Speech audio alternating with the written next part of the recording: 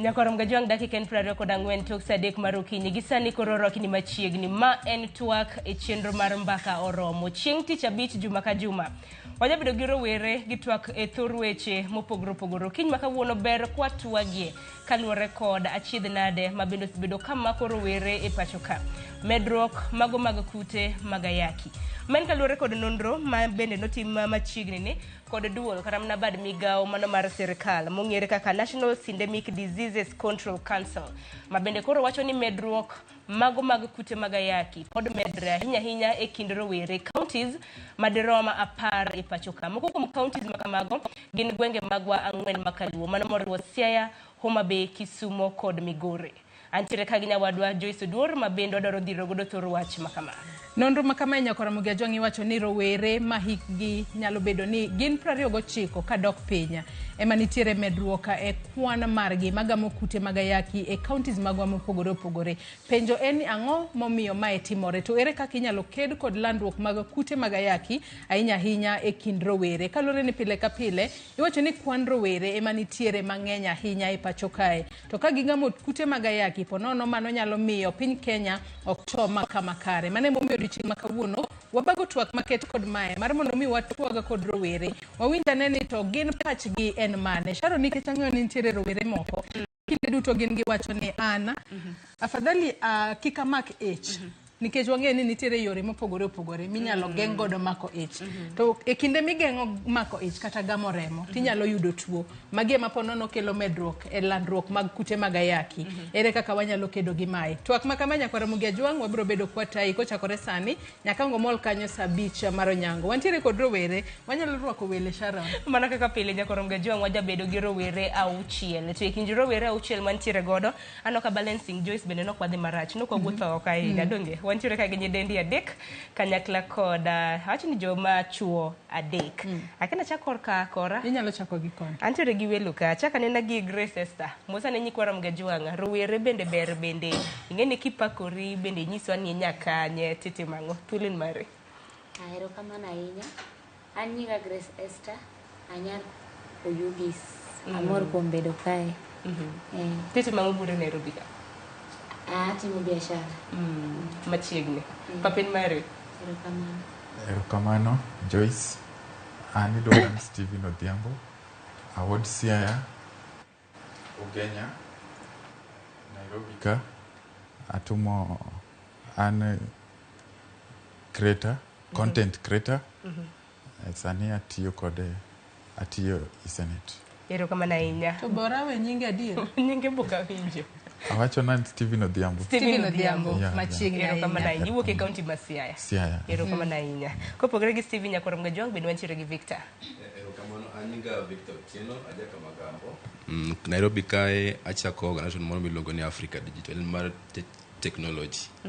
Koro amor mar chopo kae. Erokamano. Machiegni Joyce koraka antiere gi Siaya, antiere gi nya Homa Bay, wuod Siaya kanyakla kod wuod Migori. Korieke ni chal nade? Kwang'iyo korka koni wachak kae kod Jedida machiegni inyalo pakri nwa inyiswa ni imbi nyakanye. An iluonga ni Jedida an anyakano tadak Central Kanyamkago. Nairobi ka an nyathi sikul asomo Kenyatta University kuma time Gender and Development Studies. Amor kuom biro ka. Machiegni ahinya. Ambrose machiegni. Erokamano nyinga Ambrose Ongoro. An japuonjre mbalariany ma Kenyatta University Migori Sakwa Awendo.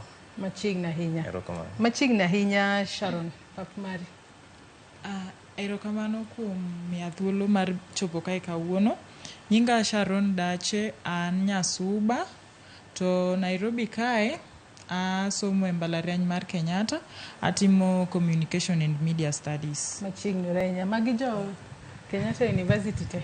Wantiere ka gi nya Kisumo nya wuod Migori ginya Homa Bay Suba machiegni uretwaka okinyi makawuono to Sharon bende dwa par ne nyako Ramogi Ajwang kamoro amora magineno okinyi makawuono un bende unyalo tudri kodwa kuchwalonwa pachi penjo mora mora kokale yore waduto te mag tudruok mano koriwo namba mar ote machuok 2-3-6-000 mbui marwa mar Facebook kaka pile ibiro yudo wachiel kachiel Ramogi TV X @Ramogi TV an bende nyalo tudri koda mbui mara mar Facebook ibiro yuda Joyce Oduor X account mara ibiro yuda @JoyceOduor_. Nyako Ramogi Ajwang tudri koda an bende mbui maga iyuda @Sharon Ngao mano moriwo X Instagram kanyakla kod Facebook. Lakini Joyce kwa chako thoro wach makama nitiere sigana mabende jafombo wadwa George Juma County Mamigori notimonwa kaluore koda sigana kata mna thor wach mabende wantiere goda kene director mar Bobo nyalo yude mar mondo mi otugnwa kosetugonwa okanyikwa Ramogi Ajwang bendo ngeni thor wach mabende wadwaro losi nango momieno chuno mar mondo mi walosi wawinja no monde bange wadonj e twak. County Mamigori achiel kuom counties e piny Kenya makwanogan mathoth odak kod kutego mag ayaki kan lipot yango ni maromo oganda 10.8 odak kod kutego mag ayaki. Kuom kwanne mag oganda modak kod kutego mag ayaki nonro yango ni 25% gin rawere e kind higni 24 kadok piny. Migao mathieth County ma Migori wacho ni gima gikete mainogi en geng'o landruok mag kutego mag ayaki to ahinya kuom rawere ma e kind higni 10 kod 24. Ng'iyo prevalence onego bed ni ng'iyo ji adi man kod HIV ka kendo kidbo gi kwano chake timo nonro moro bang' kata higni 5 pod jogo ka pod ngima. So gima duong' kama onego bed ni wang'iyo kaka jogo mantie field mar HIV and AIDS en ni ji adi manyien manuang'o kute mag ayaki. Apisa mochune chenro mag kedo kod landruok mag kutego mag ayaki e kaunti ma Migori Liza Owino wacho ni gisechako chenro mag chiwo pim mar kutego mag ayaki kaachiel kod chiwo puonj ne oganda e kaunti ma Migori ka giget ahinya rawere. Wapimo ji percentage marwa in terms of testing okalo 85%. To ji temo bedo tested motan positive bende wamiyo yath. Rawere gamo kute mag ayaki nikech ng'enygi ok okawo HIV ka gima lich ahinya. Giwacho ni tinde HIV chalo malaria, en gima kada kon wango timo munya yath. Tane koro lo school, wala ni mondo waromo kodgi, wago kodgi mbaka, wanyisgi gik manego bed ni gitimo mondo kik gidonji gine i weche mag terruok momondogi. Lipot mawuok e migao mathieth yango diga mar 2012 kwan rawere manogamo kute mag ayaki kaunti ma Migori ne omede kod 1.1 ka ipimo kod igano mar higa mar 2011 makwane ne omedore kod 0.9. Migao mathieth kaunti ma Migori wacho ni chenro mane piny owacho chako ma ong'ere kaka undetected equal to untransmittable kod jiwo wechego mag pim gin achiel kuom gigo eko ma bende koro osekonyo mokalo e geng'o landruok mag kutego mag ayaki e kaunti ma Migori. Tek mar ARVs e Migori County okalo 95% which is our target kuom jomadongo. Kende ni ng'ama kute mag ayaki odhi piny kabisa e dembe ok yot mondo mi ng'ama chielo to jiteman Migori mondo ging'e ni ka gimuonyo yath maber magi rich viral suppression ma wadwaro tok ginyal transmit HIV ne ng'ama chielo. Nok mora boyunga osebedo achiel kuom midhiero ma pod oganda mathoth e kaunti ma Migori wacho ni koro pod osekelo pek e kedo kod landruok mag tuoni. The youth, of course, we're not talking about adolescents, but we're talking about the youth. They should have access to condoms. Pod chando wa gwenge mamoko pod wan gi stigma. Stigma pod nitiere gwenge mamoko e Migori ka. Kuom mano pod dwarore ni mondo wamed wuoyo gi jowa mondo gi accept ni HIV nitiere. Nyaka sani maromo oganda 86 e kaunti ma Migori odak kod kute mag ayaki. George Juma, Ramogi TV, Migori. Haya wawinjo kanyo sigana mabende olo kanyo ko jafumbo marwe kaunti ma Migori George Juma mabende wacho kanyo Sharon ni rawere mantiere kind higni 10 nyaka 24 ema thoth gi gamo kute mag ayaki. Weche mopogore opogore iwacho ni ponono jomoko wacho ni awinjo kanyo ni jomoko wacho ni ayaki chalo malaria ibiro mana muonyo yath. En wach malit ahinya mana ni malaria kimuonyo yath tibiro chango. Ayaki timuonyo nyaka giko. Wachak twak achako DJ Dida. Ipano nang'o momiyo nitiere medruok e kwan mag rowere magamo kute mag ayaki? medruok e kwan meke rowere ma gamo kute mag ayaki ng'eny nikech king'iyo sani nyithindo mang'eny niga ole. Aole kaka ginyalo dhi gimadho kong'o, ka gisemer giduogo, bang' mer gichako tipo timbegi magalagala. Ng'eni sechego wigi owil gitiyo gi gik moko mageng'o kute mag ayaki. Namba 2, sani kute mag ayaki omedore nikech rowere mang'eny wacho ni ayaki en malaria. Koro kata omaka onge gima nya tima, adhi takao yath taduogo abiro mabedo masawa. Kichaki ng'iyo kuonde moko iyudo ka ji mang'eny awach nang'. Wachacha kata mnage kata gidoliech. Ji mang'eny en gima kizungu dendo ni ignorance. Nyithindo yudhe matinde wan ignorant mang'eny. Iyudo kaka wan joma nyiri sani, iyudo kaka ji luongo ni wababa. Joma chuo bire sikul to gikawi to giwuondi ni wadhi kama watieko tadhi miyi pesa makama. Jedida giwuondi kosen winjruok nikech ok onyal bedo winjruok. Wang'eni joma nie mbalariany gin over 18. En wuondi kosen mana winjruok. Dong iyudo ka gikawo gimoro gikawo ni advantage. Gineno ni ma nyathi sikul to kaka wan iluongo ni comrade odhier. Koro ne ikawo comrade ni wadhi yo ka to kwatieko tamiyi 200. Koro ing'eni wan nyithi sikul wadhi wuok waluwo bang' wababa ka gitieko kodwa gimiyi 200 tiduogo ga ayaki beot. Koro mano wach malit ahinya. Aparo ni wach ma bende koro dwa wuok kar mana Joyce. Dibed ni rowere sama gidhi riwore gi ng'at ni sa ka koro kisewacho ni kaka mubaba ma kamano. Ng'ato ng'e ni ich nyalo wuok ka to moro ba gi kiasa, moro ging'e ni tuocha. Kekra ka ging'eyo. Mboya, ang'e ni nitiere medruok e kind rowere mag new infections mago mag kute mag ayaki. Ibo iparo na ang'o matimre? Koth nochako gowa kanye kaka rowere. Mboya, in maloso kodi. Koso Mboya onge ka. Steven Odhiambo. Okay. Iraseti si nying Mboya. Kawe mana gi kanye. Erokamano. En adier ni ng'eny jok man gi kute mag ayaki gi gin rowere. Kata kineno nonro iyudo ni atamalo 60 gi jok man gi tuoche gi gin rowere. Jomoko nyalo wacho ni jonyuolwa ok opuonjowa maber gi ngimawa. Jomoko bende nyalo blame kaka Jedido blame rowere wan owuon. Lakini adiera mantie en ni rowere ok oyudo puonj makare miluongo ni sexuality awareness. Sexuality awareness no ngamo nego beni puonjo rowere nikech ponono adiera king'eyo ni isechopo higni ma wanyalo wacho ni en adolescent stage ma ng'ato koro nyalo bedo ni gige mag terruok onyalo paro in sexually active. Ngamo nego beni puonjo rowere weche makamagi. Sexuality awareness rawera kanya puonjre kende. Iyudo ka skunde nyathi walk dhi school kacha ipuonje mna academic subjects. Koduogo dala bende iyudo jonyuol ok obedo concerned. Nitie jonyuol moko ma ka nyathi ose a school gin ok gibedo concerned o gi ket kata nyathi piny mondo gipuonj nyathi kuhusu ngimagi. Koro i school ka onego bed ni nitie clubs mapuonjo nyithindogi kata ka gisomo kata ka gin kod subjects go to ipuonjogi kuhusu sexual awareness kata sa games kata seche machalo kamano. Mipani koro nitiere kin jonyuol e kin sikunde. Anapani skul manasome na nitiere guidance and counseling. Okapar ka nipuonjowa weche motenre koda kaka aparo ni kichiwo hocho koso Joyce samoro skul manisomo nikichinda ngini nisomo Kisumu Girls Kucho.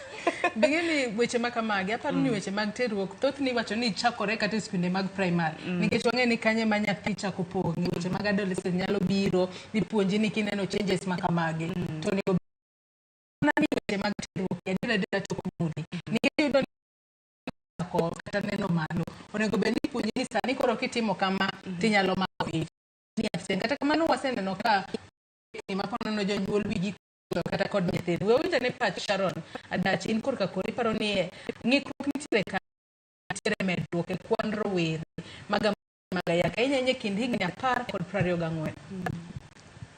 Mokwongo medruok nyalo bedo problem nyalo bedo ni rowere gin rowere mang'eny kaka nyawadwa no gin very ignorant. Ng'ato ong'e ni nitiere kute mag ayaki lakini gimotimo e wi wachno onge.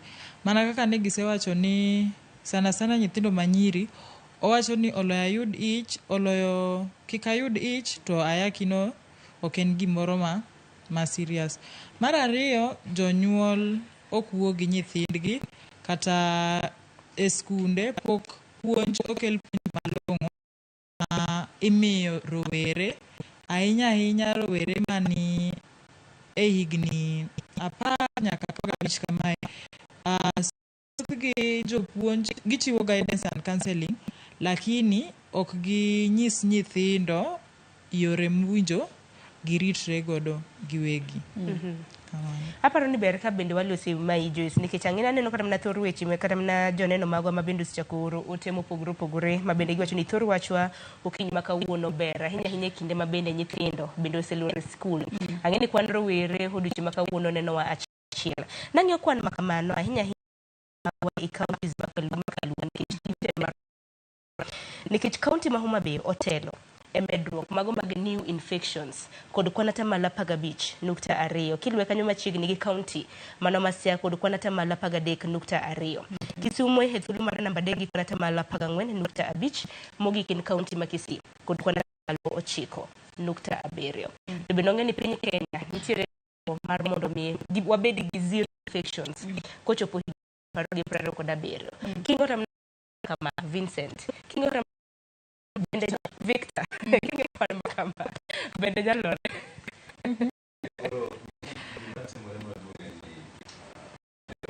Sainya wachalo go mabedo e simto ging'io rowere wan wana gi network chakore gi family osiepewa spiritual part of Kristo. Oneno ka network ni tete osebedo ka moro ok en supportive. Koro network ni obedo ka sirikal biro gi program to samoro network jotendwa ok ne samoro chopo iroyo makare.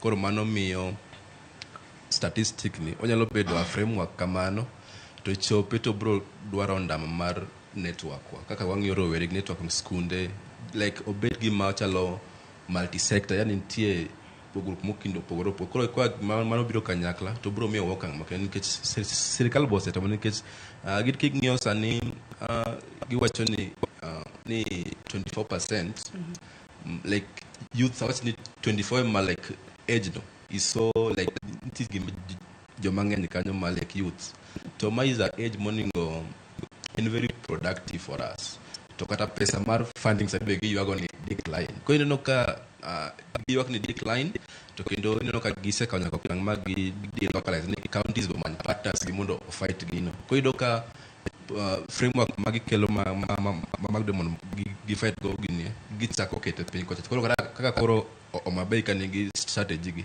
neno ko gimbe gin gi thuolo makende mar work on that sirikal be chalo koro joma devolve this task to them nikech gimbe samoro maloka be pek nyalo bedie.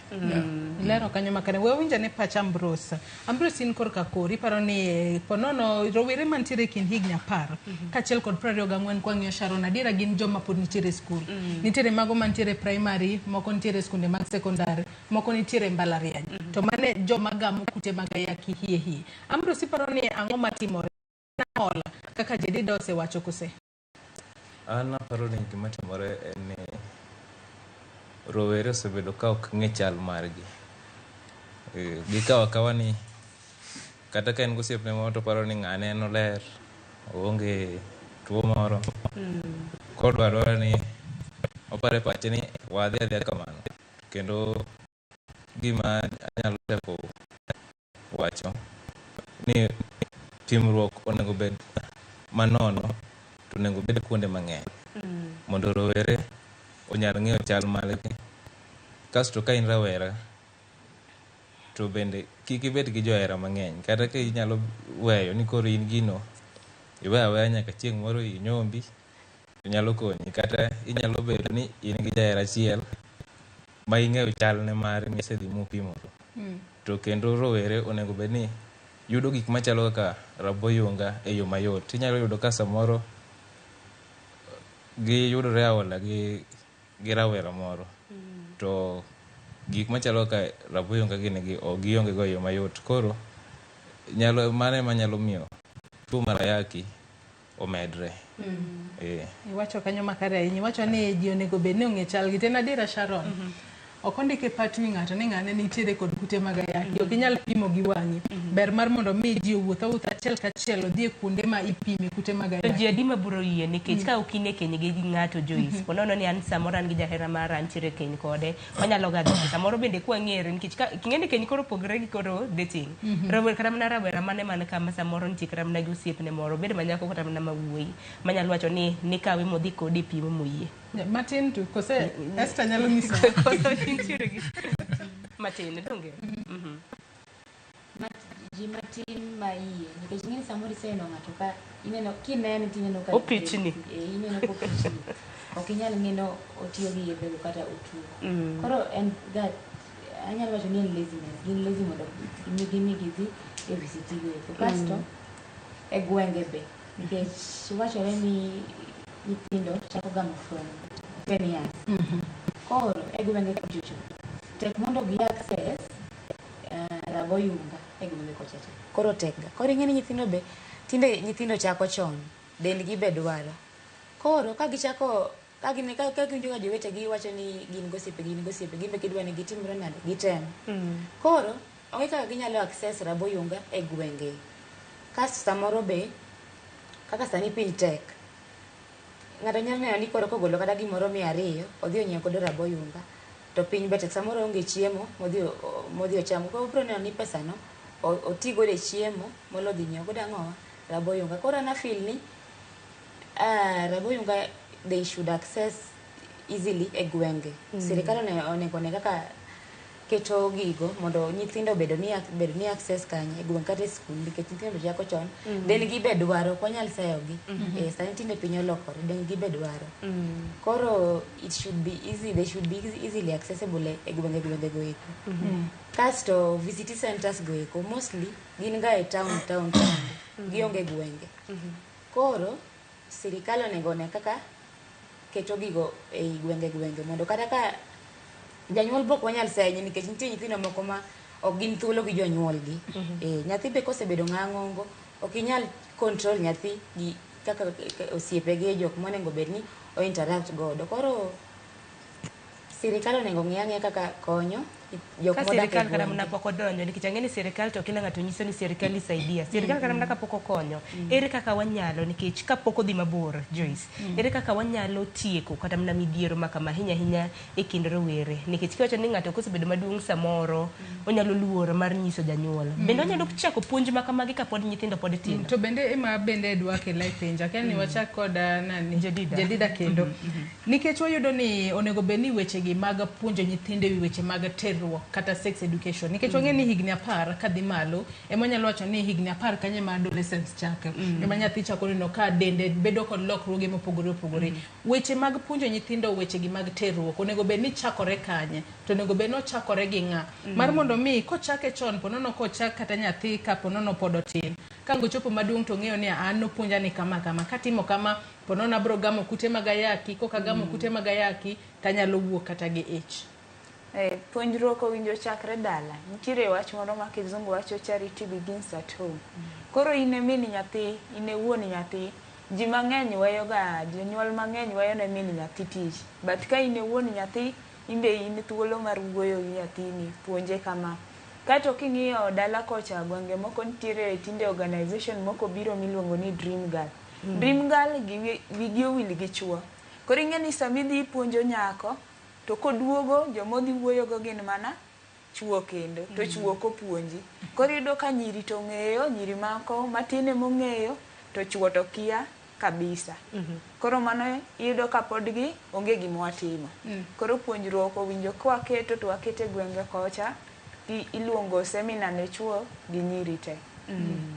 ang'eni kinde mosekalo be nitiere achiedh nade kata mana ywak ma bende osewuok ni nang'o miyo ni japuonjre kata mana nyithindo manyiri miyo mentorship malewo kata mana joma cho. Aparo ni mano paro maliw ma bende jadida bende kele kinde ma bende koro wadhi tugi twak ma kama nikech nyithindo manyiri kosebedo empowered to joma chuo to we kanye donge adiera ahinya to wechegi mag terruok nikech kwa yudo kata weche mag terruok nyathi manyaka kata kogamo remo kango game kende anitiere nyathi ma boy child moro manyaka bed involved kanyo to ponono ka girl child osebedo empowered boy child to we kacha en ponono kia ni seche moko konego be ni terori gi ng'ato to ngo be ni tiyo kod rabo yunga en mano koko puonje mage ma ponono podi medo landruok mag kute mag ayaki e pacho kae to kata kopogore kod man nitiere wach moro ma bende Ambrose owacho Sharon ma bende aparo ma bende dagom ni Steven odwoko ang'o momiyo ponono rowere mathoth oluor mar mondo mi gidhi e VCT centers mar mondo mi opimgi ong'e chal mari nikech koko pimi to kinyal ng'eyo nikech bende iwacho ni kisegamo kute mag ayaki ok onyal bira dichiel entiere ka kod thuolo ma podi obedo gode dendi kapok oyange ang'o momiyo ponono wich kuot nitiere mar chopo kata VCTs kacha mar mondo mi ji ong'e chal margi ang'o momiyo rowere oluor ne ponono ng'ato boneni to nyieri kose ng'ato nyalo wacho ni udhi kacha chal nondilo erokamano en adier ni rowere ok dwa dhi mondo gipimre nikech kaka isewacho nitie jomoko moluor ni ng'ani konene kakacha tidhi wach ni en kod tuono to kata king'iyo malong'o be tiyudo ni kumipimrogo bende en mabor ma rowere moko ok nya chope.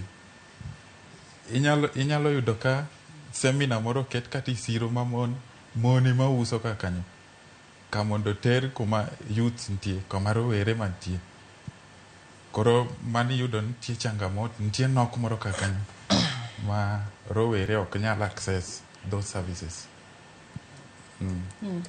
Erokamano ahinya to bende ang'e ni thor weche ma kamagi bende ng'eny nikech ng'ato nyalo penjo ni bende piny owacho timo matek kar nyalo mare mano mar neno ni infections kata mana ni infections mantiere ok obedo kata mana medruok mago mag kedo kod kute mag ayaki yande ang'e ni weche ma kaka prep akene bende magi gin moko kuom weche ma bende ud kaka rowere bende ung'eyo. Ambrose bende paro ni piny owacho temo matek kar nyalo mare kata mana e kinde eronaya awinjo kana iseyo kata mana piny owacho bende paro ni gitemo matek kar nyalo mar gimano mar geng'o medruok mag kute.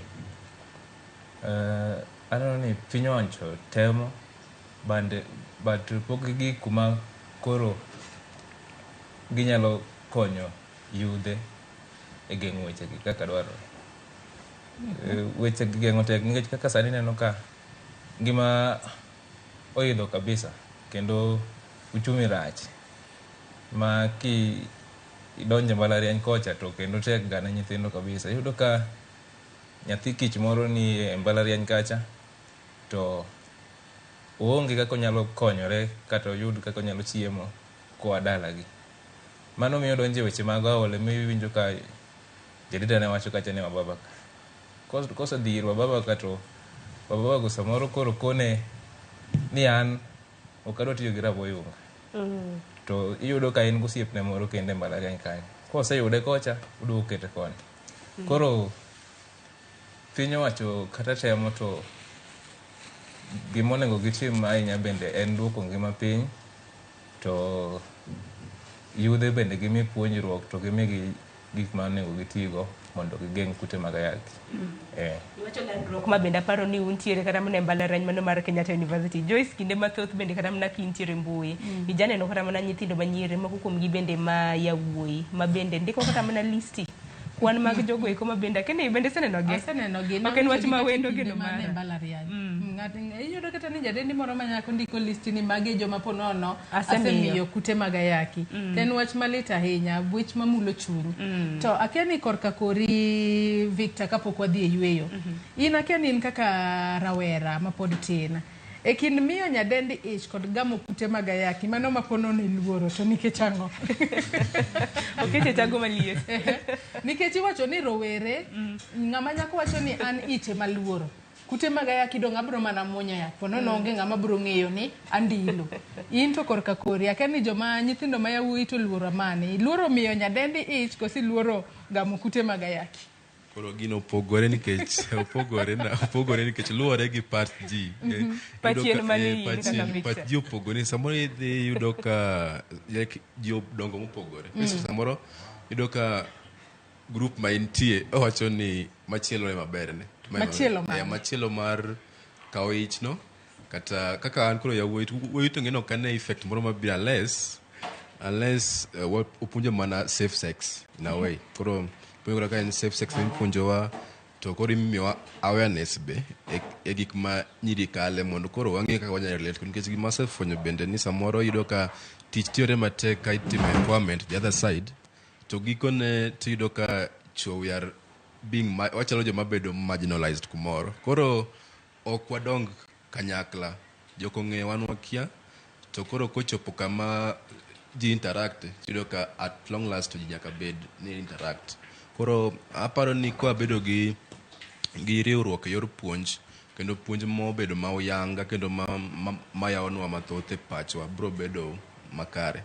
Koro mano bro miyo wach wabedo gi thuolo mar ng'eyo kaka wango wa interact, kaka kaka walosi, kaka wakonygi chopo gik ma diben ni nyalo bedo ni dwaro nikech gima dung ka en yani gima wacho ga ni nyiri gin ga jok ma vulnerable in a way, especially yani poko wuok no. Koro yudo ka they are exposed a lot. I have much kata ka wambe chwa nyalo bedo gi that, yeah, but one gi thuolo makende ka koro jotendwa mane ground, especially mani community oningo bed gi thuolo makende mar puonjo wa inclusively.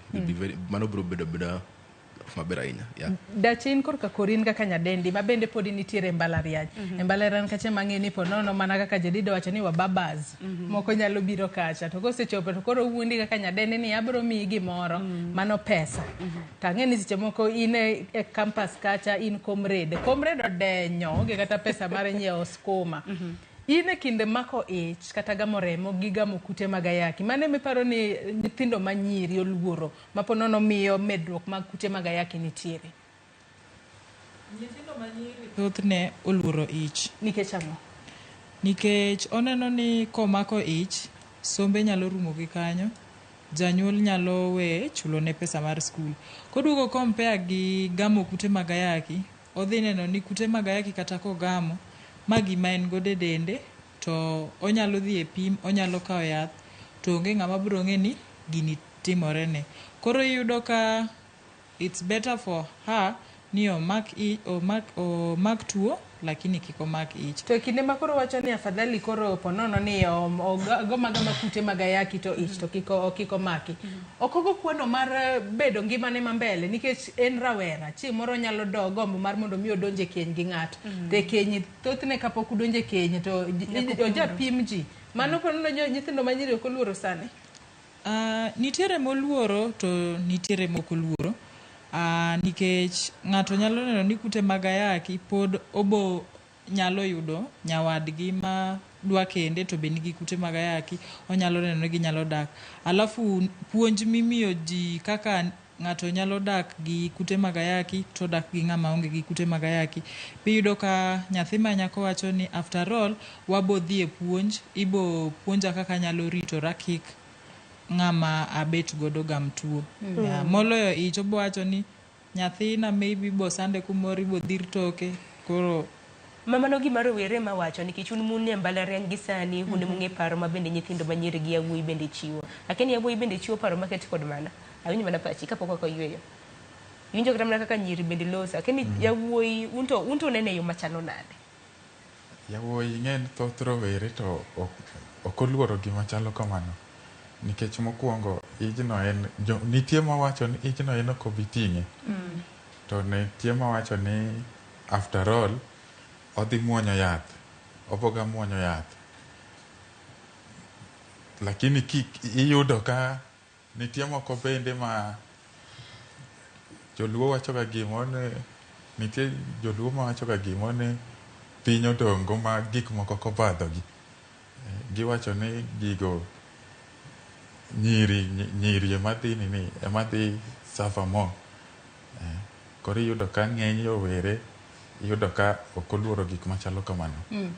Wawinja ne Esther Monde kapok wadhi e yweyo, wadonge dak achiel to wadhi e yweyo. In e kinda gamo remo kod gamo kute mag ayaki.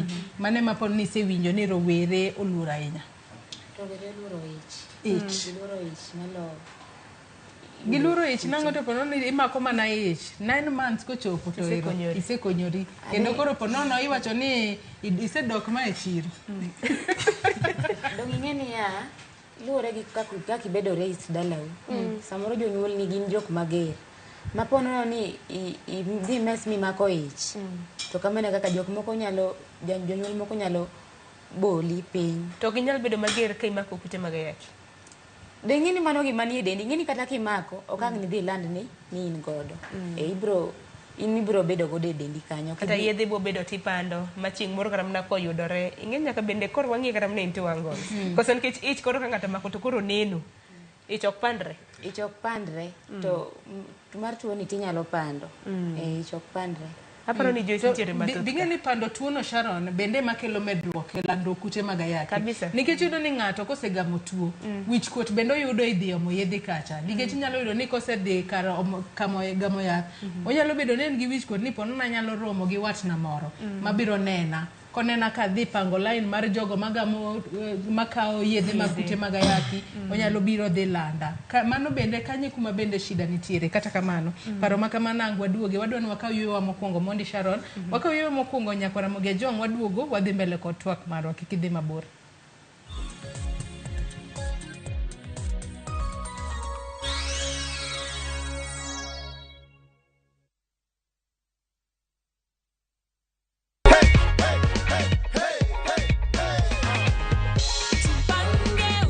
This is $500,000 and you are our lucky winner of last week. Sumeamini sasa.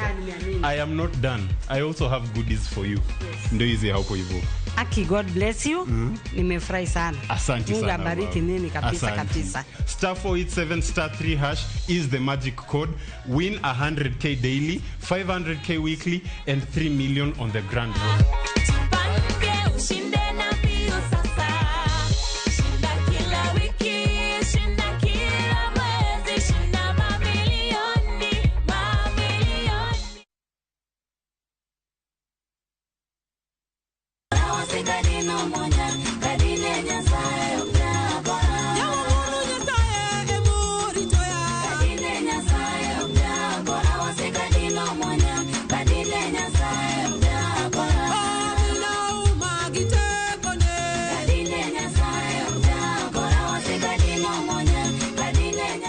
Haleluya, pak Yesu, iluonga ni Kristo Otieno, kata kihero Yesu nyale, ponono ni hero wendni, kidwa keti kaskisa timari, kuom ng'wono mar Nyasaye, bonyeza star 812 star 784 hash.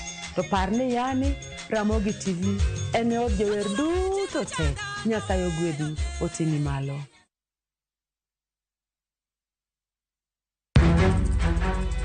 Samoro hera biro gi lit kod kuyo. Akwayi ni mondo ing'wonna. Samoro hera biro kod luoro kata mana mirima. Ketoga singo mag miriambo kede. We ang'isi adier Sarabjit Singh. Hango na gimoro amora ka. To pende ini wacho miriambo. To samoro hera fwenyore kuom nyathi matin maonge ketho. Jogi paro ni pifo param ofuo ahinya. To paronwa ni ok rach hero ng'ato kendo. Ok wachak wadhaw kendo. Mokwongo param dwaro ranyisi mar adier. Joot rito kendo joot nyalo kelo lit. Kaka nene chal ni podi iyo wang' koda. Dibed ni in podi paro gima an natimoni. Kata kamano, joot pod gin joot. Sarpanch ji. Dawe an madhi kuongo tugo. Asewacho ni an ema dhi kuongo tugo. Choti Sardani. Wuok tich nyaka ngeso saa 2:15 otieno. Mana e Ramogi TV. Pato. Kiwale mamdenge wako washaseti. Tana unore na madam. Acheza chini. Alright. Hi. Unakaa msemu nice. Na umunga fiti pia.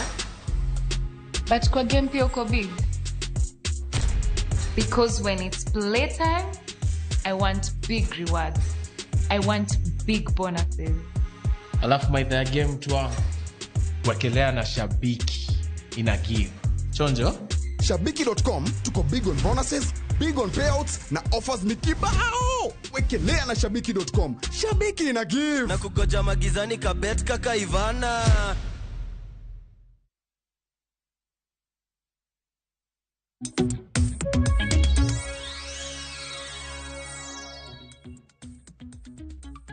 Nyakora mgajong machiegni kendo okang' mar 2 dakika na 4 tok saa 4 mano mar okinyi. Wadhi nyime gi chenro mar mbaka oromo okinyi ma kawuono mana kaka pile chieng' tich abich. Wajabedo gi rowere okinyi ma kawuono kineno thor wach ma bende wantiere go studio kanyo wagoyo mbaka kotende kod rowere gi ayaki. Kalore ni ntiere medruok mag kute mag ayaki mani kind rowere. Joyce Dwar. Iwacho kanyo makare ahinya Sharon, to bende nyaka sani no ka jonino magwa bende mopogore opogore cholonwa paro margi kotudore kod kaka rowere nyalo kedo kod landruok kute mag ayaki ahinya kind rowere mantiere kind higni 10 nyaka 24. Kinyalo mana ketnwa ote makamago wabiro bedo kwa somogi achiel kachiel kokale wang' jowi mari kanyo. Achak kod ote mokwongo. Shamim Consulate wacho ni hey, I'm Shamim Consulate from Siaya Ugenya. Anto twak makawuono ugemo to mora matek nikech en puonj kuomwa kuoma kaka nyathi ma pod dhi e skul. Amor kabisa anja form 4 next year. Erokamano ahinya Shamim. Ote machielo mar opande achari wacho ni twak madimba kendo puonj makare Ramogi. Beduru gi kinda kuom puonjno. Wawinjo kwa ntiere county ma Migori mana Wendo sub county. Wacho ni wamos ni wuodo tia Tongore. Erokamano ahinya. Ote machielo mar Ruth nyathi Ochieng' wacho ni thoth rowere inyuolo gi ayaki koro ka gidonjo to gilando tuono. Mar ariyo wacho kanyo ni jonyuol moko okaw thuolo mar wuoyo gi nyithindgi giwegi e lwet nono. Mar adek iwacho kanyo ni aparo ni dhier gi chandruok rwako rowere e chode kapod gitindo. Mar ang'wen wach komo nyuol osemiyo rowere terore e rate man malo. Mar abich wacho ni simbe oseketho roweche. Iyudo ka jahigni 15 osemi simu gi janyuol. Odonjo e mbui to giyudo puonj ma ok ni kare. Ruth Dimbele ka wacho kanyo ni mar 6 roweche oluoro dhi nyiewo raboyunga nikech wich kuot. Mar 7 freedom matinde roweche nigo aterogi e tembe mathoth. Sirikal onego los program mag puonjo rowere mondo ging'e wechegi. Mogik onego pim oter e skunde gi mbalarianya mondo ging'e chalgi. Ruth kawuok Umoja. Mano ote maliwa ahinya. Erokamano ahinya. Ote makamago bende wabiro bedo kwa penjo rowere ma bende wantiere godo. Apana kawo mano mogik nikech aneno ka ote to ng'eny. Emmanuel Mondi Waswi wacho ni aparo ni medruok e tuo mar ayaki kuom joma rowere en because of anxiety and idleness between youth. Wacho ni kochopo weekend to rowere chomo pubs gidhi sherehe. Wacho ni Emmanuel Omondi Emmanuel. Yuda no akintiere Texas. Akani sherehe gi kute mag ayaki to donjo nade. Ponono Sharon nyalo bedo ni gidhi e sherehe kata nikech nyalo yudo ni ng'ato kosedhi wach ni kata kawuono en chieng' tich abich giko dera. Ji dhi kacha to nitiere jomoko ma ponono kosedonje matasasa. Bing'e ni kisedonje matasasa ponono chal mari mar paro ok nyal bedo makare. Inyalo terori gi ng'ato to sechego kipar kata ni we anyise oti gi raboyunga. Ken ng'ama wuoyi ponono wiwil gitiyo gi raboyunga te ng'ama nyako. Wiwil gitiyo kod raboyunga. Mago paro maliwa ahinya ma ponono joneno magwa chuolonwa odiochieng' makawuono. To bende mano bende maduoko wa itwako odiochieng' makawuono. Nyalo bedo ni rowere gin idle ahinya. Obed mago mane skul, obed mago mosetieko skul. Ma ponono miyo gidonje timbe mag ponono kata matha sasa manyalo miyo gitimo gigo ma ok gidwar. Ambrose.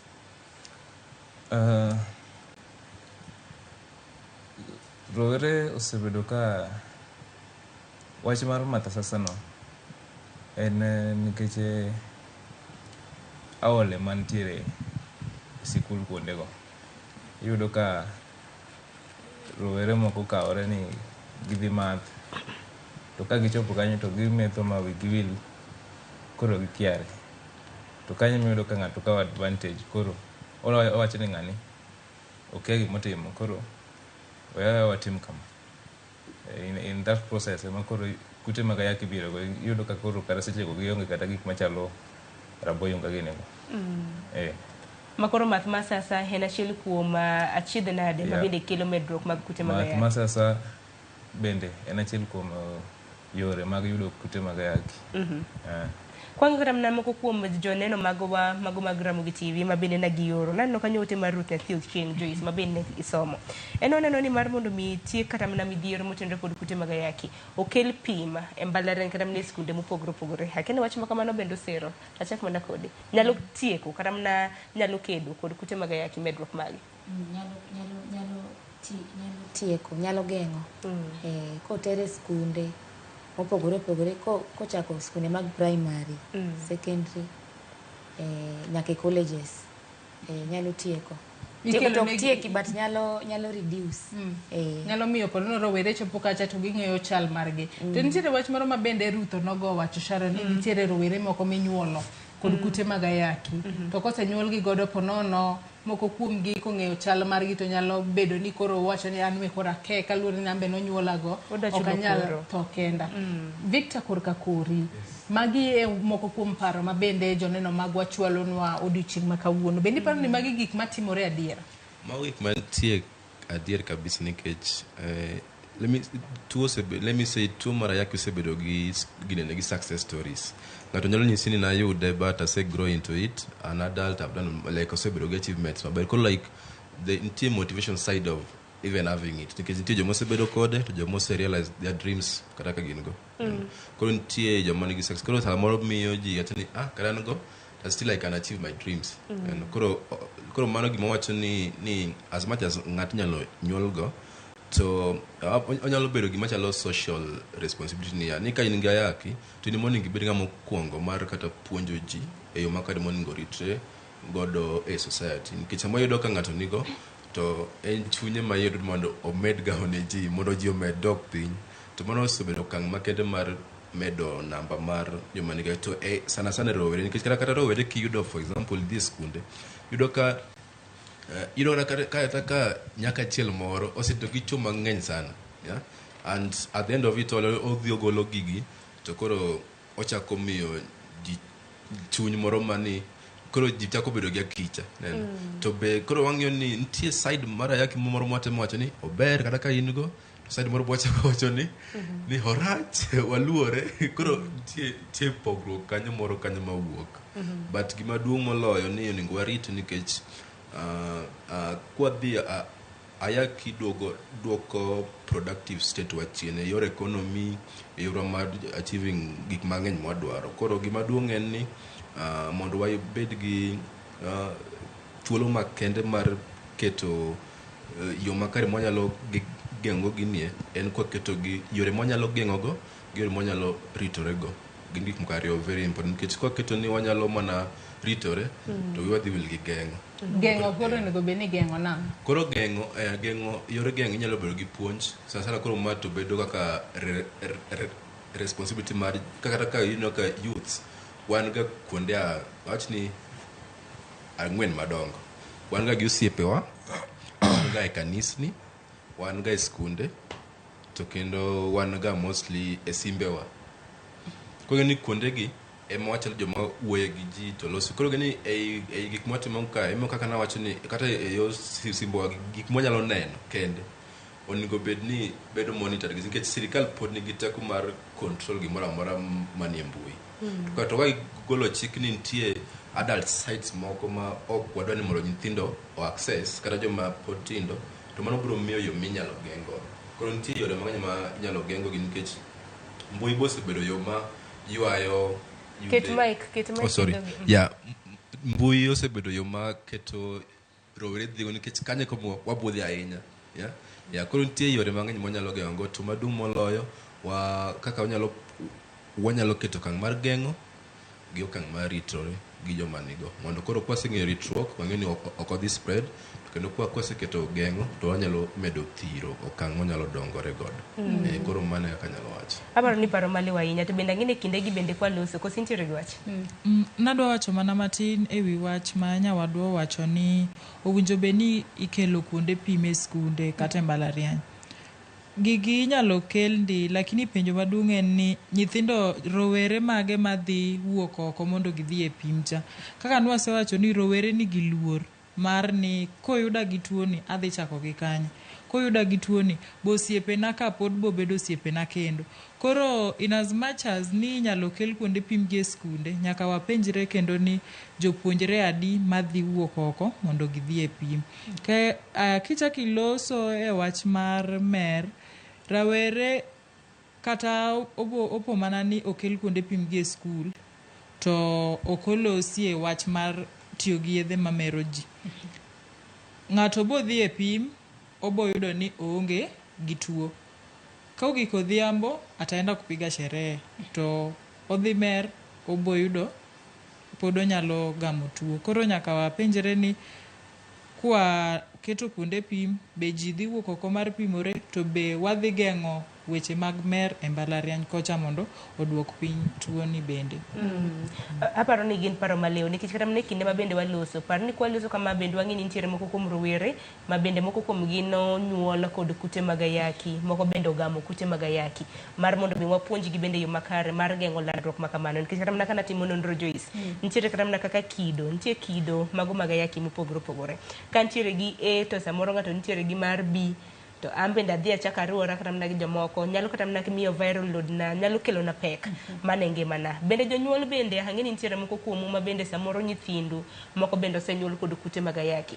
Ang'e gima ni stigma biro nikech rowere mamoko jonyuol gi ok nyisgi ni in nonyuoli kod kute mag ayaki. Samoro imiye mana yath to kia ni yadhno en ang'o. Ber mar mondo mi bende walose, mar mondo mi grup ma kama bende kik wawe oko donge nikech medruok ma kamagi nyalo bende bedo kaluwore gi landruok mago mag kute mag ayaki. Iwacho kanyo makare ahinya. Apenja ne Jedida kae mana kaka Sharon wacho ni weche gi mag stigma onego bed ni tieko gi yo machalo nade, nikech Sharon mana kaka iwacho nyithindo moko inyuolo kod kute mag ayaki kinde ma pod otin, pono janyuole ma biro bedo kaka jukumu odhi e klinik kacha mar jogo mantiere kod kute mag ayaki to kelo ne yath. But koro kosebedo ng'ama ng'ongo, koro wich kuot cha ponono wanyalo wacho ni stigma ma ponono nyalo yudo kowuok kuom joma moko nyalo mone chopo kacha mar mondo mi okaw yath e yo makare. Wanyalo tieko nade weche gi mag stigma inya ne jogo modak kod kute mag ayaki kaluwore ni koso muonyo yath bende mamedo kelo landruok mag kute mag ayaki. Stigma inyalo tiek gi yo machalo kama.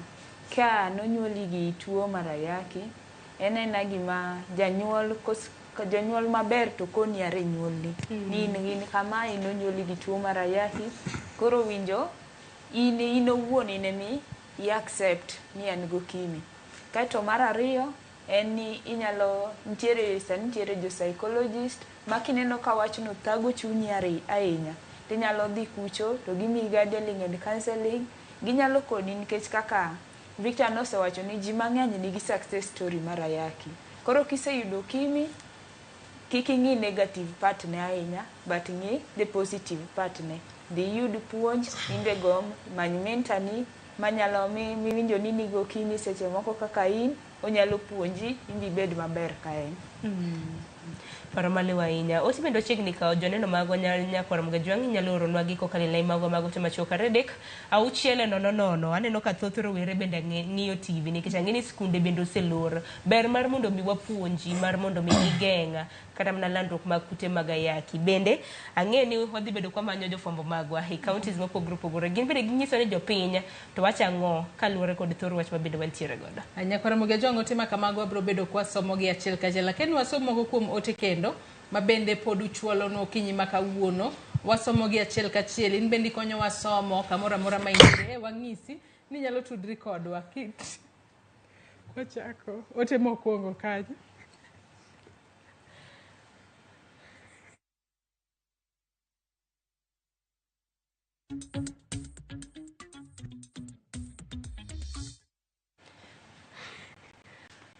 Wachako gi ote mano mar Polinas Osakara.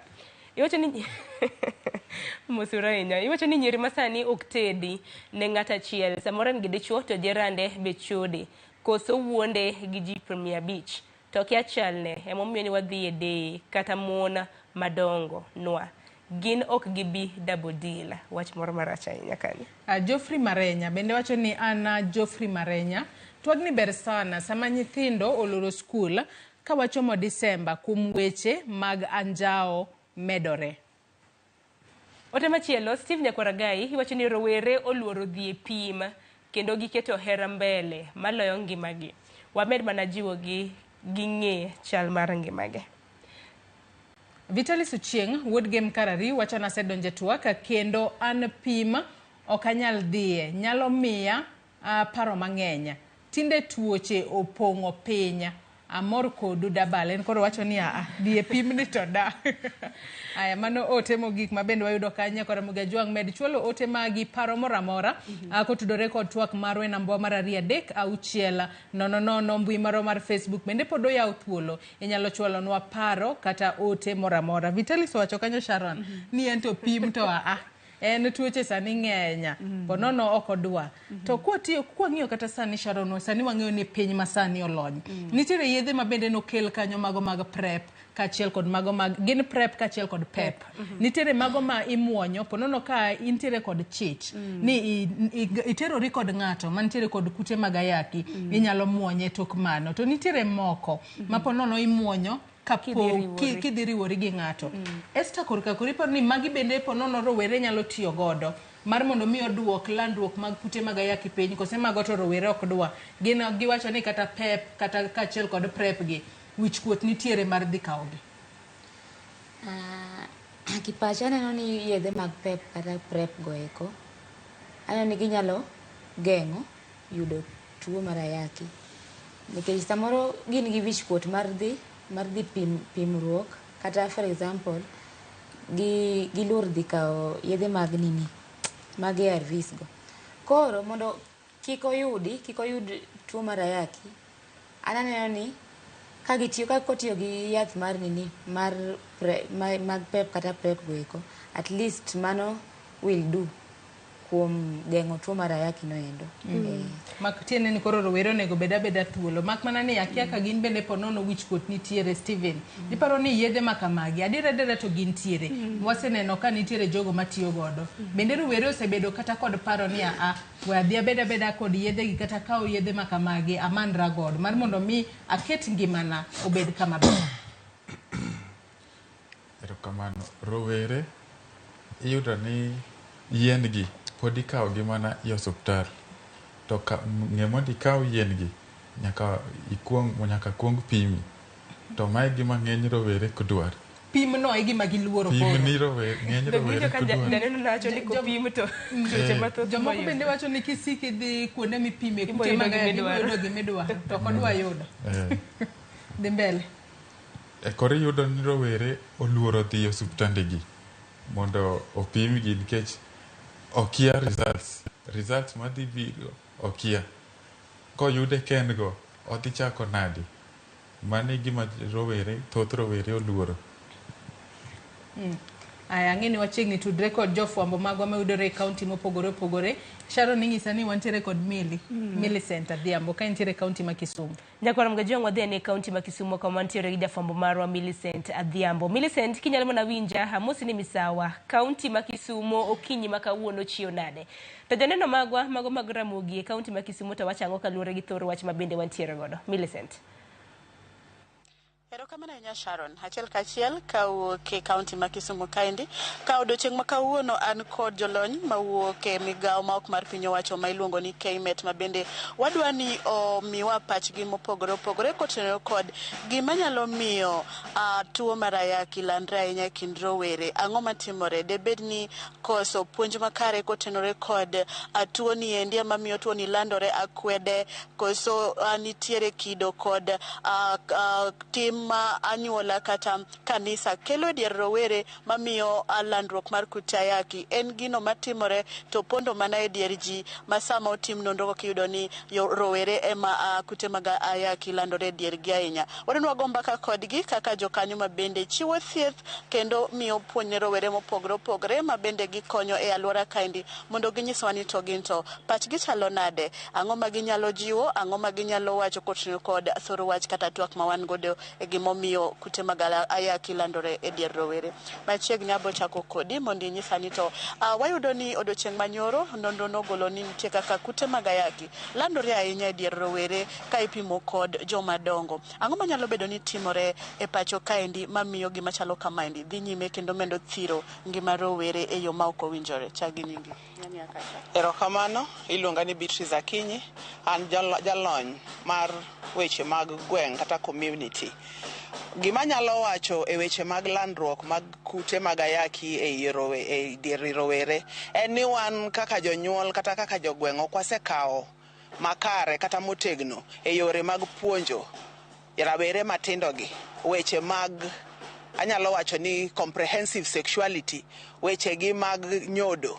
Nikech ineno kiyudo ka nyathi matin kata nyako kosechopo chakre higni 10 nyaka 14 kata mana nyathi mawuoyi, to janyuol okaw thuolo ne mondo okete piny mondo owachne ni sama koro intiere ni isechako bet ng'ama duong' monego bed ni ng'eyo weche mag kaka iritori kata kaka onego bed ni wadak. Tiyudo ka jonyuol samoro kawo wechegi to wene jooko ma samoro kuom nyithindo manyiri gin japiko kata joma moko maoko ema puonjo nyathi. To seche ma gipuonjogi ni ok gipuonjgi e yore makare. And mane momiyo Kimet kaka migawo ma ok ti gi sirikal osekawo thuolo ne motiego nyamreche more than 1,000 e gwenge ma watiye. Kendo nyamreche gi nigi teko koro manyalo puonjo nyithindo manyiri.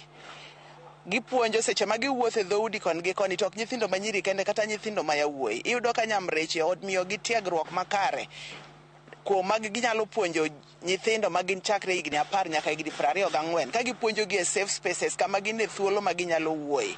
But wadwa ni kaka jogweng' ok en nyamrerwa kende, jogweng' oting'o nyaka jokanisa. Magin jokanisa bonego kaw thuolo kata ka seche ma gipuonjo e kanisa, sama gipuonjo youth kata gitiego youth nyaka giwach weche moko mag giwuog oko mondo giwach weche moko mag tiegruok mag comprehensive sexuality, mondo nyithindo ng'e ni wach ni ok wache kende e ot, ok wache gi nyamrerwa kende, tiwache nyaka e kanisa kama ler mondo ging'e kaka gidak kendo kaka digiritre. Gimoro kendo ma nyaka watiek e gweng'wa kae ma Kimet be osebedo ka puonjo gin weche mag akweda, stigma. Waweuru keto akwede weche mag ayaki, akwede weche moko mag terruok, akwede e weche moko mag yudo iye machon ma ok opangi. Mae gima dawach ni wanyalo timo, to mae nyalo duoko weche mag kute mag ayaki e kind nyithindo. Erokamano. Machiegni nyalo mede ang'o kotenore gi wachno endi? Wawa makni. Erokamano. Iluonga na Dhola Joshua, atiyo migawo mar Kimet. Kadwa medo matin e gima nyamera Beatrice osewacho. Adiera joma tindo gin joma onego bed ni wuoyogo, to onego bed ni imiyo gi nafas mar wacho pachgi ma giparo. Koro kaka nosewuoyo, nitie kuonde mang'eny ma nyithindo matindo kata rowere matindogi wanyalo yudogie. Achiel mosewacho ni e kanise ma ji dhiye. Kanise mang'eny ma ji dhiye nitie rowere matindo. To gik ma wapuonjore e kanisa bende nitie sama wanyalo wacho ni joma tindogi kata roweregi ogoye mbaka e weche mag ayaki. Samoro ibiro yudo ni mano onge. Mar ariyo en weche mag akwede mosewacho. Akwede sani oyudo ni ok ochal kaka ne entiere chon. Samoro osedok piny. En nikech ji muonyo yath kaka osewach, ji neno ni samoro en kawaida. Koro weche mag akwede ma wacho sani en ni samoro ok ogeng' ji ahinya, to en ni pok wachiwo nafas ma joma tindogi nyalo wacho gima nie pachgi. Koro wamiuru joma tindo nafas e kanise, e skunde kuonde ma gintiere. Samoro wach mar gima waluongo gi kisungu ni comprehensive sexual education, samoro ji ng'iye ni en puonjo nyithindo matindo timbe maricho. To ka nyathi pok opuonj gigo kotin, to kobedo ng'ama duong' to biro wacho gi nadi. Koro adwa kwayo jonyuol, adwa kwayo jopuonj, adwa kwayo joma nie sirikal ni weche ma biro miyo weche mag ayaki dog piny e Kenya wa kae, to ahinya erewa mar Nyanza ka, en ni mondo wabed thuolo e wechegi, wago mbaka gi nyithindwa, owegi go mbaka kendgi gibende. En e skul, en e kanisa, en kamoro amora ma gintiere, joma tindo gi omi nafas mondo giwach gima gidhi through. Mano e gima agombo mondo amed. Gimoro nitie ga kae ni tinde sana sana winjo ka uchiwo seyo ahinya ne jonyuol. Nitie kaka nyithindo manyiri jonyuol oketo gi pango nyuol. Ok puonjgi e yo ma ginyalo ritorego ga ayaki, ipuonjogi kaka gigeng' ich. To mae endi nyalo bedo kaka achiel kuom gigo manyayo tuo mar ayaki, ka janyuol neno mana ni nyathina kik nyuol chon, lakini tuo koyudo to nyalo muonyo yath. Mae nyalo wachano.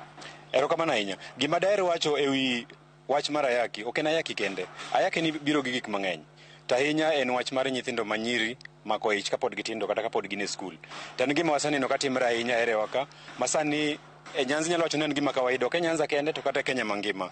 Weche mag nyithindo matindo mako iye kapod chon en gima koro osedhi malo to ji nyalo kawe ni en gima kawaida to ken kawaida samoro nyako nyalo wacho ni ok omako ich to en afadhali moingo koyudo ayaki ng'ato nyalo wacho ni afadhali oyudo ayaki to kik omak ich koro ka wawacho migawo ma wan go ni ok en mana mar puonjo nyithindo kata rowere mondo gipagi kom nyuol nikech komo nyuol iwacho ni joma already osechako family to ng'ama tin kidwa wacho ni kom nyuol to be nyaka ipuonje weche mag geng'o kute mag ayaki mondo kik yude nikech koro gigi dhi kamoro achiel ok wanyal ng'iyo wach mar kute mag ayaki kende to we mag ng'iyo rowere mamako ich chon daher mondo ajiw jonyuol ni wacha ni wach mar ni nyathina oseyudo kaka onyalo geng'o nyuol mondo kik samoro wiya kuodi samoro an jakanisa atiyo e kanisa kata samoro an e skul an e jatend skul ok adwa ni nyathina omak ich chon ni biro bedo wich kuot to samoro koyudo ayaki to wacho ni ng'ato ok bi ng'eyo koro adwa mondo ajiw jonyuol ni e mbaka mar weche mag ayaki kod mbaka mag nyithindo manyiri mako ich chon gin mbaka madhi kamoro achiel te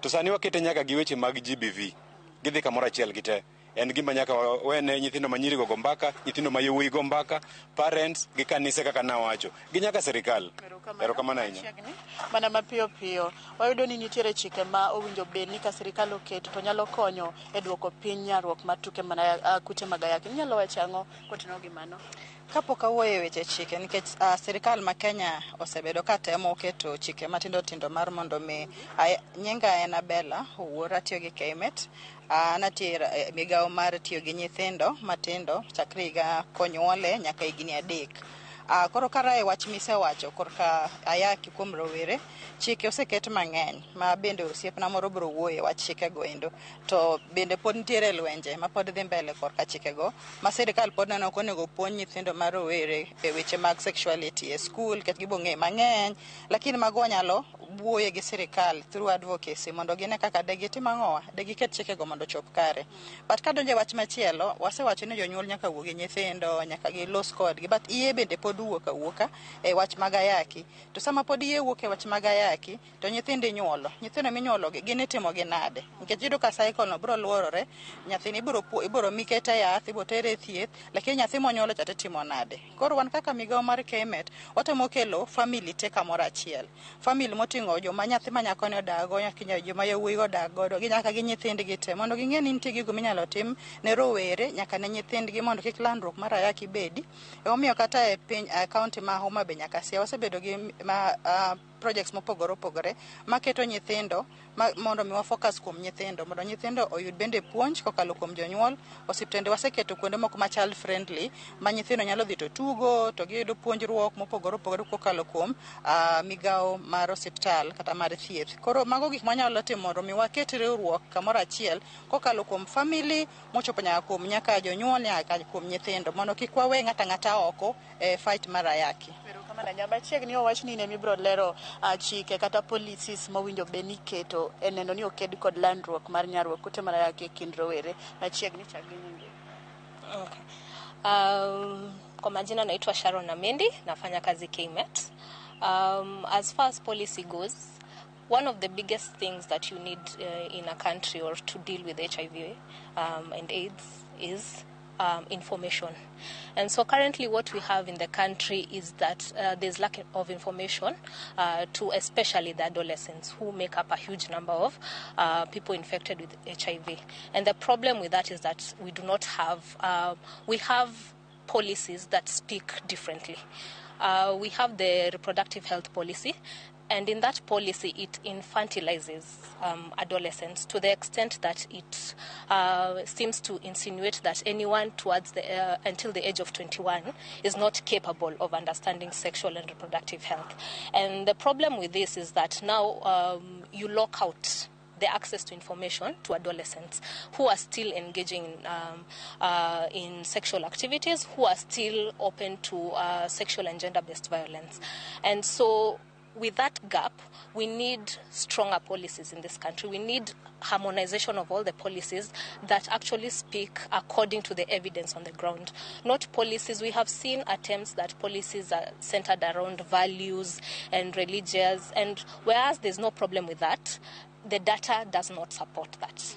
the data actually says that adolescents are engaging in sexual activities, adolescents are being defiled, and so they need to have access to information.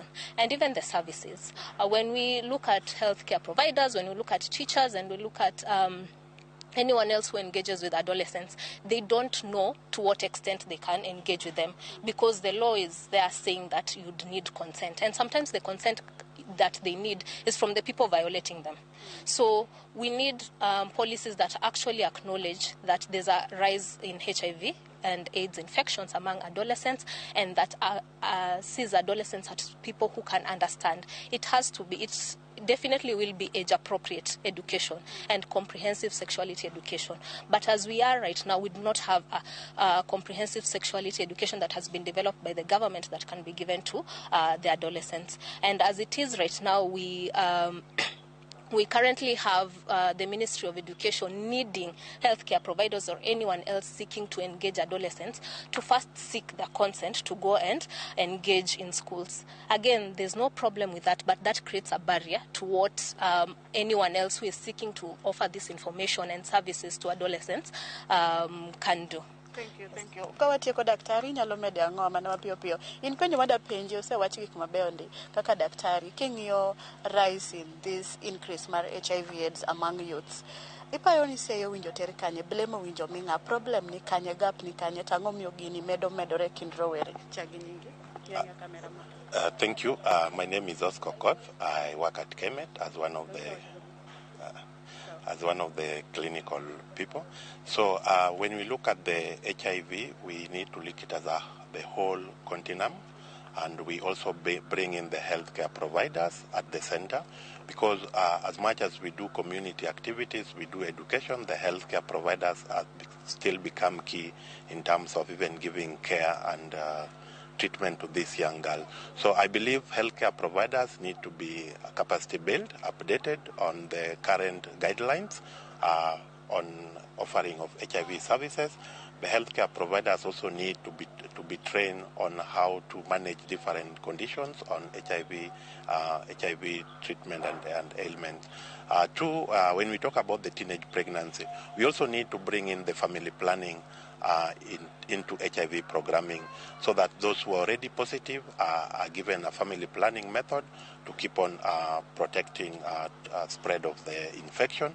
Then those who are not HIV positive, we still offer them family planning method, because we also have discordant couples where one of the partner is HIV positive, the other one is not, it's negative. So we still need to bring them and give family planning services. Again, when it comes to gender-based violence, health providers also need to be trained on how to handle these cases. As my colleague have just talked about the policy, they need to be trained, and this policy also need to be disseminated to healthcare providers so that they know on how to manage different cases. As much as we talk about consent signing, healthcare providers need to know the legal requirement from their end, so that this increase of HIV among youths, where do we throw the blame? Like who do we blame concerning this? Because we found out that nowadays youths are the ones that carry this burden. Like the number is high compared to adults. Who do we throw the blame to? The government? Is it the parents or these youths? It's a society issue, so we might not point blame to one person, but what is important is to give information, general information to the youths, whether they are in school, they are out of school, about HIV information and how the risky behaviors that when you engage into can expose you to getting HIV.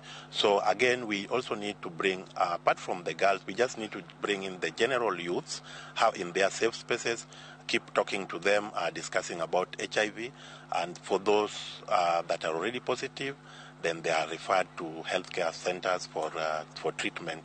Those who are negative are also counseled on how to remain negative. Thank you so much.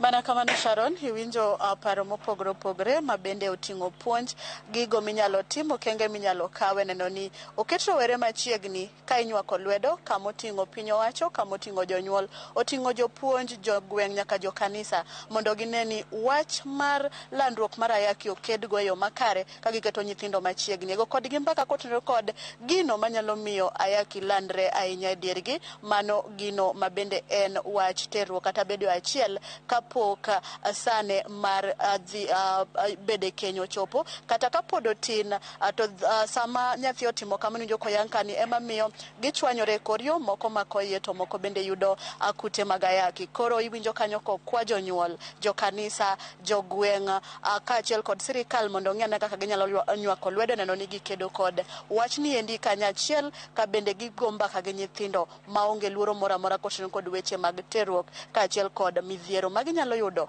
ponono gichako timo timbe makamago kapok igi ochopo higa madwarore. Kao kamano to aduoko ni studio mondo idhi nyime kod thor wach ma wan godo gi lak seche kan bende aringo medo kolo weche moko mopogore manien ma bende ang'wa kele seche mag migago ka gikacha michwelo kodo imre Sharon an kuomi.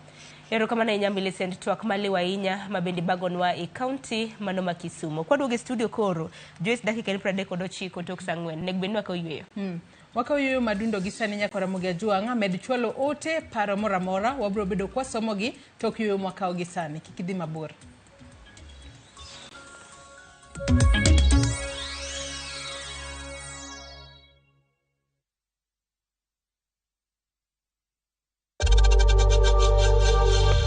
We know times are tough, so save money by buying airtime from M-Pesa to any network with zero transaction fees. Dial *487*2# and get your airtime PAP with zero transaction costs. Book your festive holiday Navview Travel. 3 days Masai Mara from 15,000 Kenya shillings.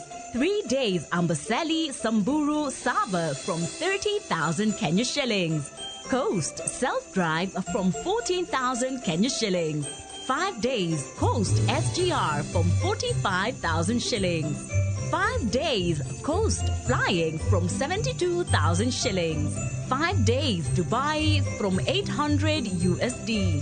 5 days Zanzibar from 940 USD. 5 days Thailand from 1,550 USD. 8 days Singapore and Malaysia from 2,450 USD. Book a group and travel free. Call 0703-254-254 or book online www.viewtravel.com.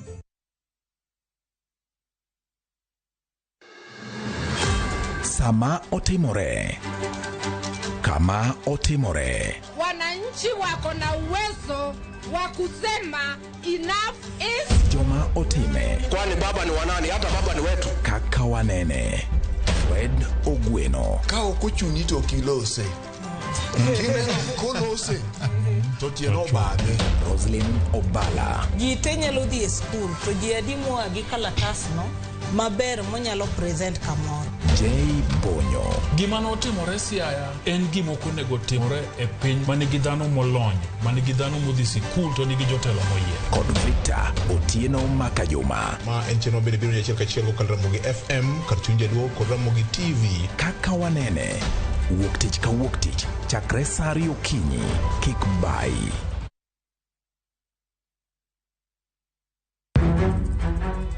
Samoro hera biro gi lit kod kuyo. Akwayi ni mondo ing'wonna.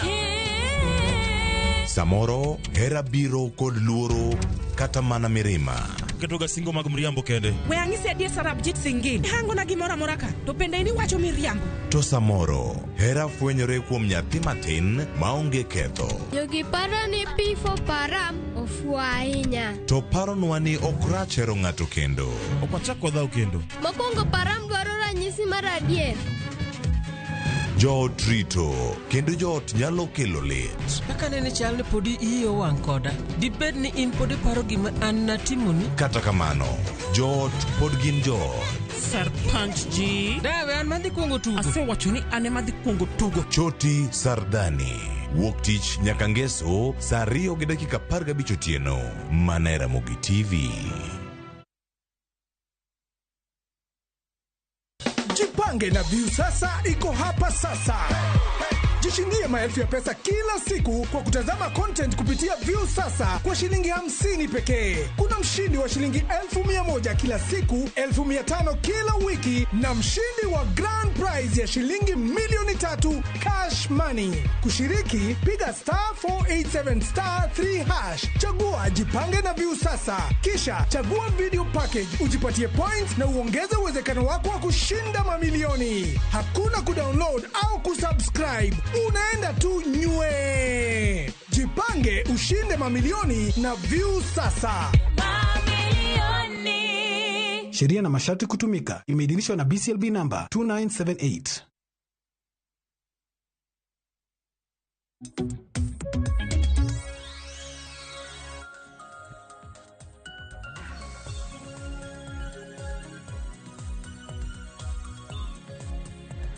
Machiegni kendo nyako Ramogi Ajwang' erokamano nyako mbedo kodwa e twak marwa e chenro mar mbako romo kama ogoyo mbaka kotudore kod rowere e kedo kod ayaki ma en kaluwore kod medruok e kwan rowere magamo kute mag ayaki e pacho kae. Kapo ni kitudri kodwa, wantiere kae kod rowere 6 magoyo godo mbaka maket kod mai. Asingo nini ka wuok e yweyo wabro bedo kwa somo moko kuom ote mabende uchwalonwa odiochieng' ma kawuono. Ote makamago wabro bedo kwa somo gi achiel kachiel. Kwa inyalo mana ketno ote makamaga chak gi mokwongo.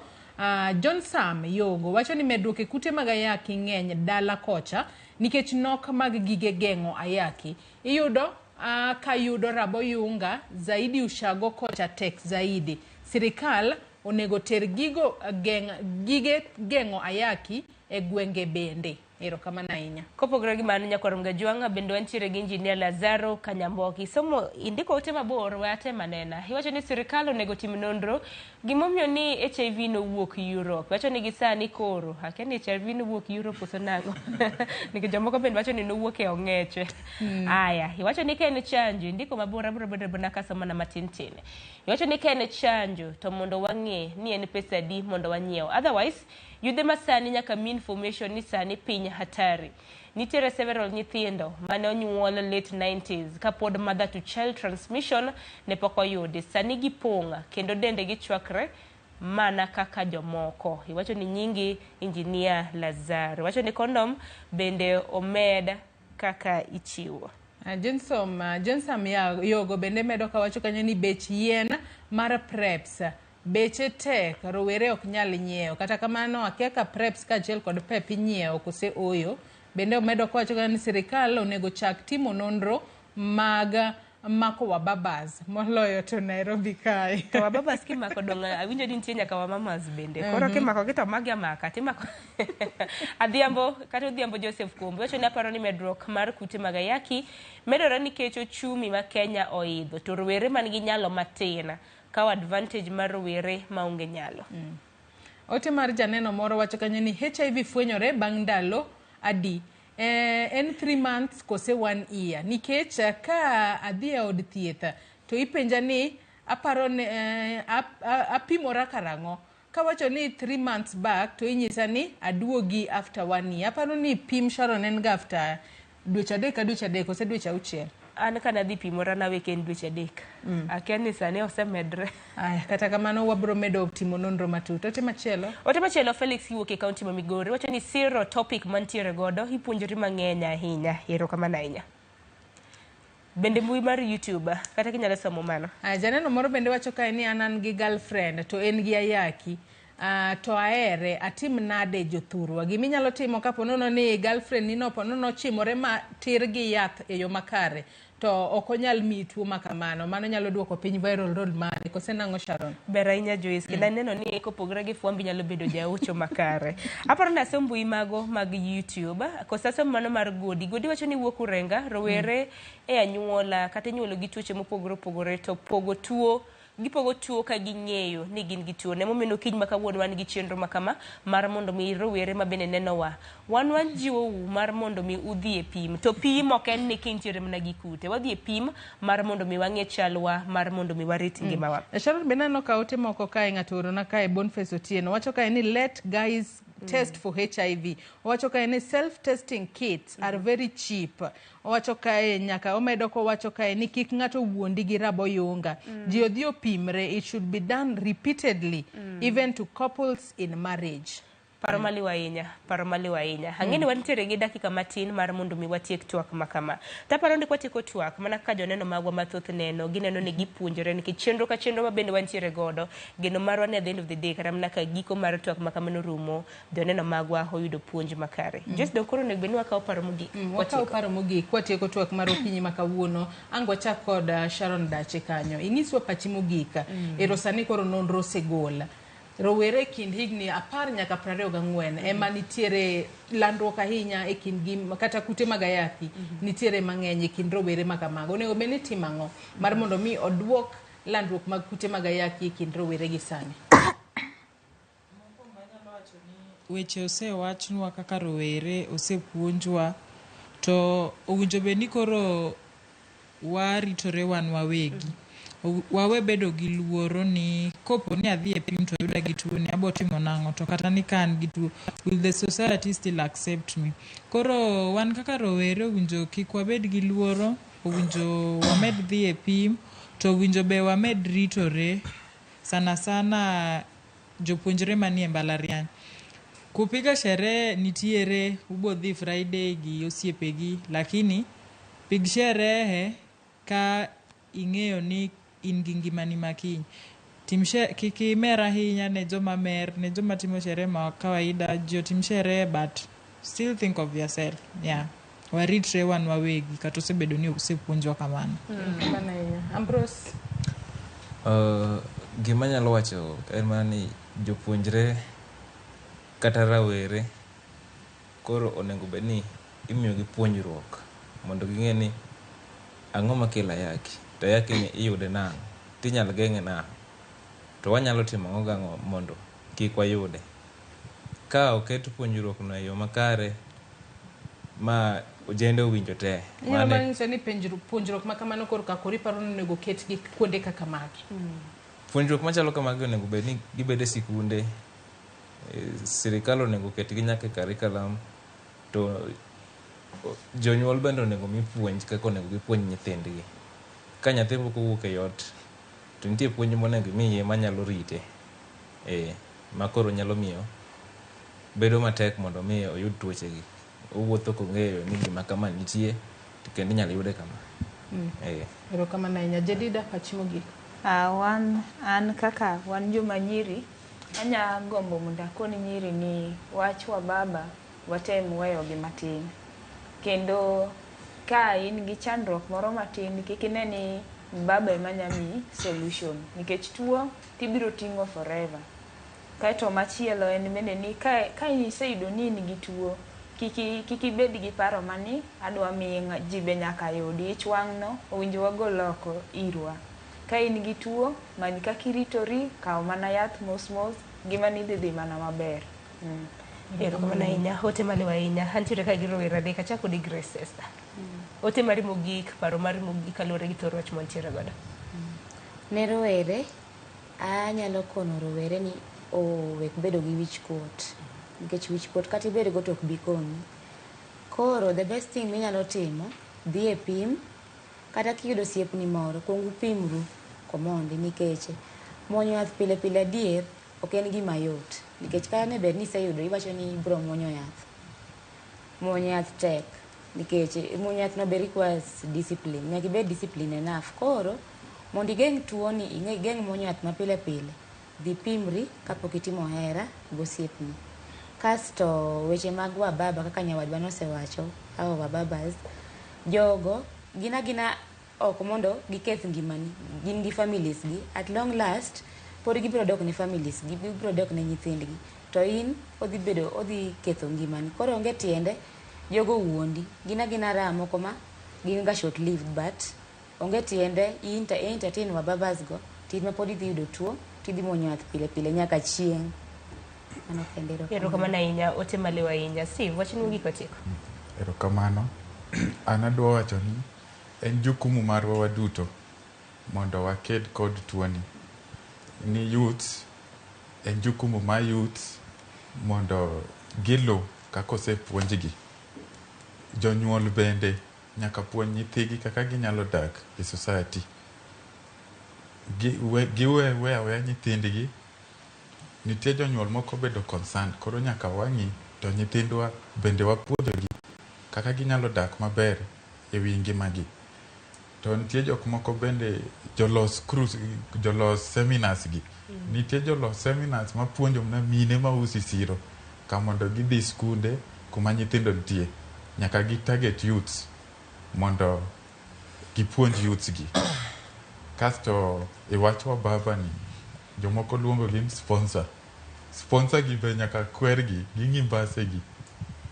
Ikwero sponsor machuo gi manyiri bende nikech joma mine be nitie. Giduto kwergi mondo giwe ketho ngima rowere. Nyaka kwergi motegno kabisa. Erokamano ahinya. Victor chun mogik watieko. Erokamano ahinya. Koro gima wacho ni tieng' ka tieng' nigi pogruok e yo ma onego puonjgi kata onego gidogre go e society. To gima wanyalo ng'eyo ka wan rowere masani, wan gi responsibility maduong' ahinya e yor mar chwalo dongruok kata e pinyewa kata e yorewa. To gima nyaka watim ni wanyalo bedo gi puonj, program mag puonj, program mar kelo yedhegi.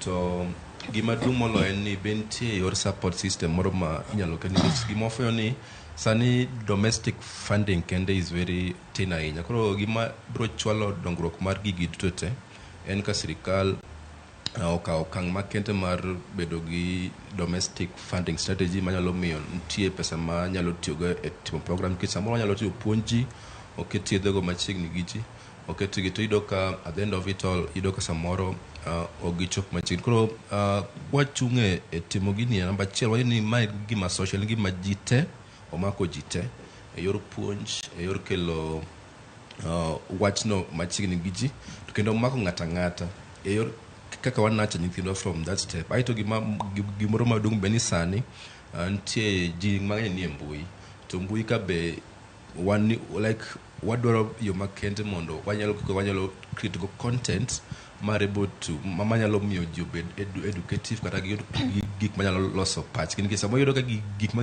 consume information they are very very dangerous. Koro mago okenge ma kwaketo to keto sirikal bo increase strategy moketo go domestic funding manyalo miyo wayudo go okenge ma wanyalo promote activities gi bro miyo, nikech iyudo ka samoro wadwa timo programs gi to kata transport miwuogo kidhi tim go gino onge. Kong'eni ka domestic funding strategy nitie gi counties wagi bro miyo tich mayot mar dhiro ginie mondo bed gima nyalo nisore. To kamano pod en tech doka wabro wacha story ni wabro waga back wabro roll ni watim gini to the strategy, the implementation is going to not be a very possible. So the focus en waket yore manyalo geng'ogo kendo waket yore manyalo ritorewa go to kendo waket yore makende manyalo fund go programs mondo gibed yore manyalo chwalo. Erokamano. Gendo mara ni migepe mopogore opogore ahinya matayo weche makamago owinjo. Ana to nagonu erokamano. Puoch gi paka ahinya kaluwore kod unu duto ubedo rotego mag loso e thor wach makama, nikech ang'eni ma en thor wach ma rowere thothege ok de gibed open enough kata ok de gibed thuolo mano mar lose. Jess don koro watieki donge. Adona tiek Sharon asoma ne oto moro kae mar Alfred Omolo. Ong'isa kae ni ana kwayo jonyuol mondo kaw thuolo makende opuonj nyithindo mosomane primary gi secondary e weche mag hera. Wan kaka johusa wasiketo chenro mar puonjo nyithindewa kendo create awareness during this long holiday. Anamor gi chenro ma county government ma Homa Bay oseketo mar ng'iyo ni kute mag ayaki odok from 15.2% nyaka 5% ndalo mabiro. Wacho ni mar ariyo adwa kwayo rowere mondo o abstain from premature relationships which might drag them into HIV and AIDS infections and unwanted pregnancies. Omedo kwacho kae this one too will help to reduce the rate of youths committing suicide and abortion. And Alfred Omolo, Homa Bay University's Students Association HOSA. Mano paro malewa ahinya. Rowere wuogo oko mar mondo mi ogeng'a gamo kute mag ayaki. Nyithindo manyiri kik luor ich kende. Giluor nyaka gamo kute mag ayaki. Kaluwore ni mano en ngimani. Gimoro amora mitimo sani onono biro hinyo ngimani mambele. Sharon anie na mar mondo mi atiek gi kanyo nyaka kendo waromo dichia mano juma manyien nyaka Ramogi Juang ibed kod weekend makare. Nyinga Joyce Oduor. Nyakorom Gajwang' an katieko ting' en mari to bende en mara mar neno ni landruok mag kute mag ayaki oduk chien. Ka bende anyalo mana paro ni piny Kenya chopiga kanyo mar 2027 nitiere geno kata mana dwaro mabende gintiere godo mong'ere kaka zero infections, mago mag kaluwore kod landruok manyien, mago mag kute mag ayaki. Bende nyalore anyala mana ka an gi in waritore e yo makare. Ibed gi odiro makare warad kendo juma mabiro. Nyinga Sharon Ng'auri Tioro.